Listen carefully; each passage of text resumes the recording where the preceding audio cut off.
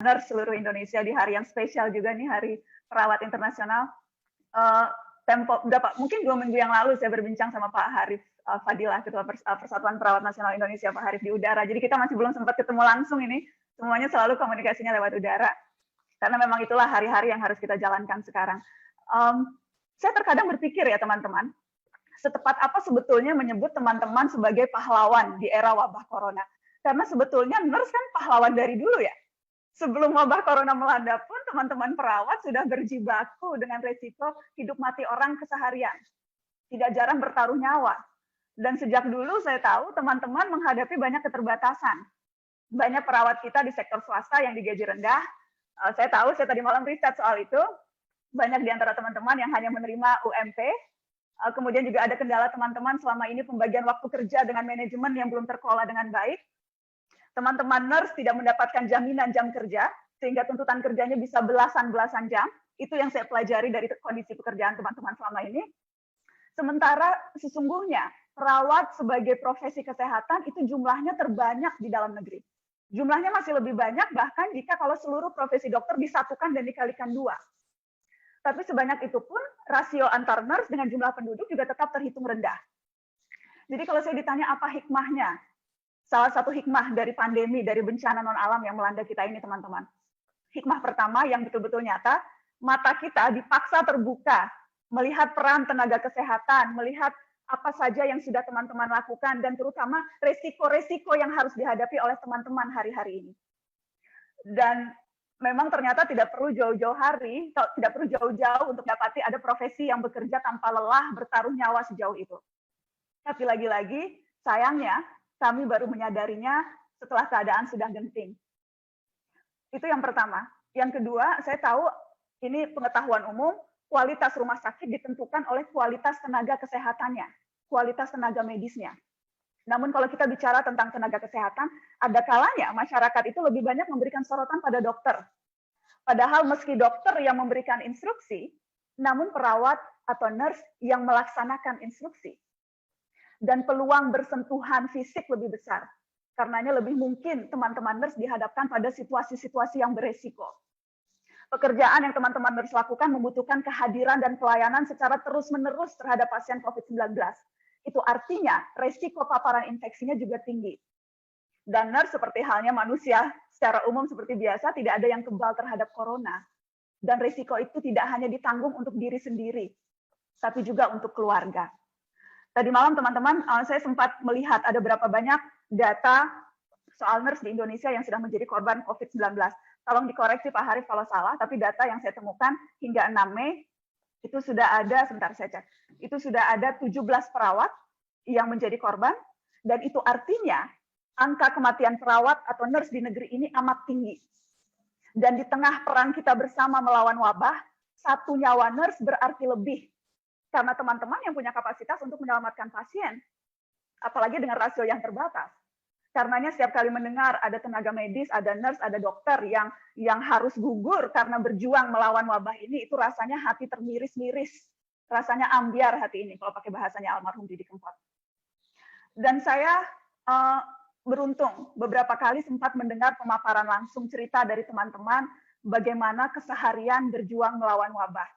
Di Mata Najwa misalnya minggu lalu, kalau teman-teman mungkin sempat nonton, kita mengangkat tema cerita pahlawan kesehatan. Dan di sana saya berkenalan dengan 2 nurse yang membawa cerita haru bagaimana perjuangannya. Ada Nurul, perawat dari RSCM Kencana, yang harus bekerja siang malam walaupun baru saja menjadi ibu. Ia sempat positif COVID-19 ketika bayinya baru usia 6 bulan, dan ia tidak bisa menyusui, tidak bisa menggendong, tidak bisa merawat bayinya. Untuk ibu-ibu di luar sana pasti paham betapa hancur hati kalau anak kita tidak bisa kita gendong, apalagi baru berusia 6 bulan. Begitu sembuh COVID-19, langsung masuk, langsung bekerja lagi, menjalankan tugas seperti biasa. Sungguh ibu yang luar biasa. Ada juga cerita pasangan suami istri, yang teman-teman mungkin juga simak. Istrinya bernama Nadia, ya seorang bidan, ini di Sukabumi. Suaminya bernama Aditya. Sang istri wafat, dan suami tidak bisa bertemu. Hanya sempat bertemu 3 hari sebelum sang istri wafat. Dan mereka masih punya bayi berusia 1,5 tahun kalau saya tidak salah. Ada lagi cerita Nurdiansyah. Ini perawat pasien COVID-19 di RSPI Sulianti Saroso.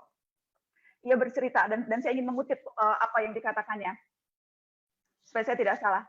Pasien sering pegang tangan kami saat sesak nafas, kami beri penguatan.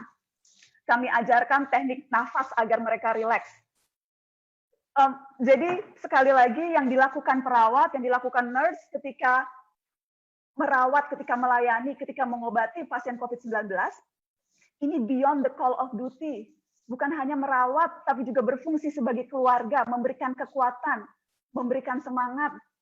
Itu kan yang dilakukan keluarga. Dan kita tahu pasien COVID-19 tidak bisa ditengok, bahkan ketika sudah meninggal juga tidak bisa dilihat jenazahnya, ada protokol tertentu yang harus dilakukan.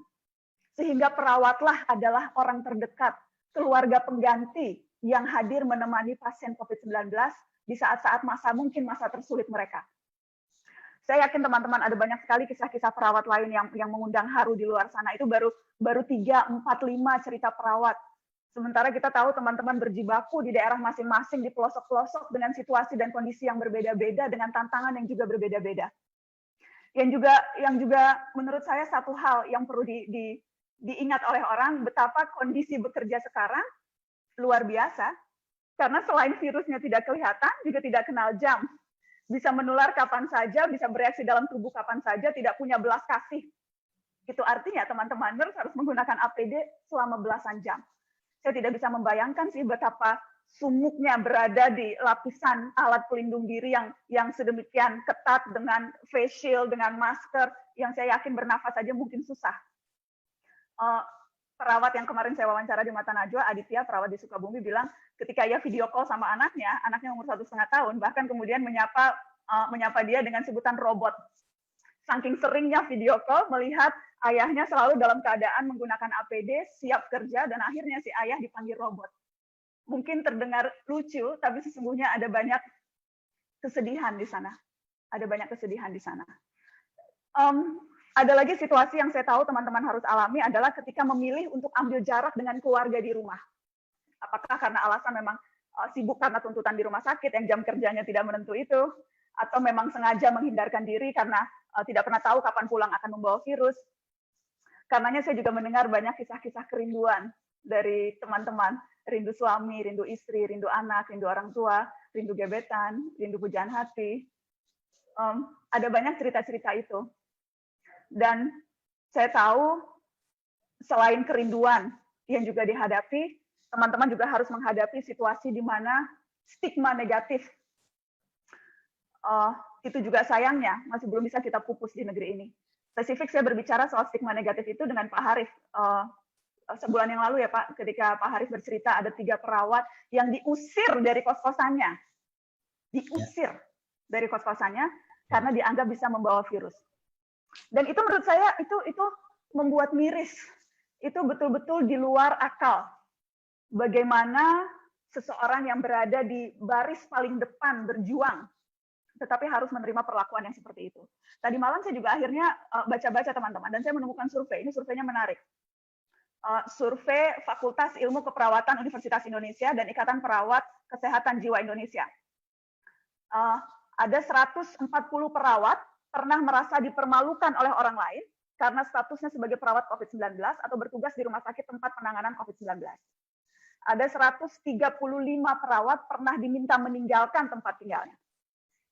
Sisanya ada ancaman pengusiran, ada orang-orang yang di sekitar menghindar dengan menutup pagar rumah atau pintu mereka ketika melihat perawat, dan ada masyarakat yang bahkan sampai ikut menjauhi keluarga perawat.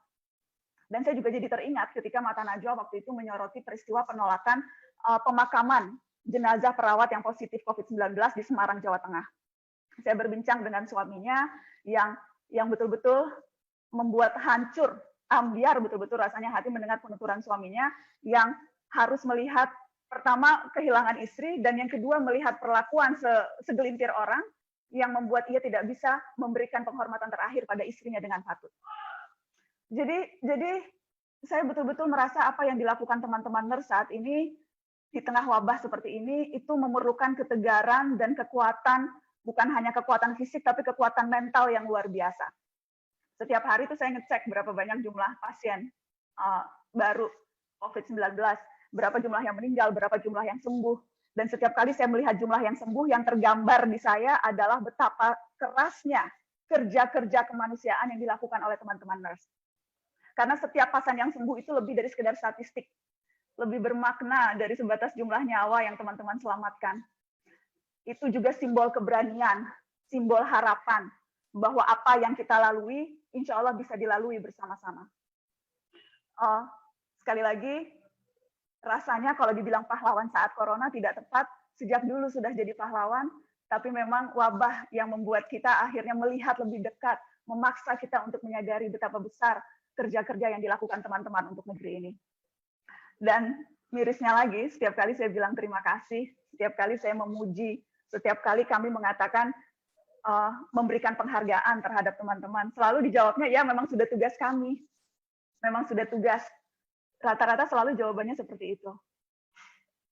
Banyak hal baru sih memang, setelah wabah ini usai, setelah insya Allah kita bisa pulih, dan mudah-mudahan pada saat itu, kita bisa memberikan penghargaan dan ucapan terima kasih secara lebih proper. Setelah ini mungkin nantinya anak-anak kalau ditanya mau jadi apa, tidak melulu jawabannya mau jadi dokter, apalagi mau jadi YouTuber. Mudah-mudahan setelah ini, dan saya yakin banyak setelah ini, ketika ditanya mau besarnya jadi apa, saya mau jadi nurse. Selamat Hari Perawat Internasional untuk teman-teman tercinta. Assalamualaikum warahmatullahi wabarakatuh.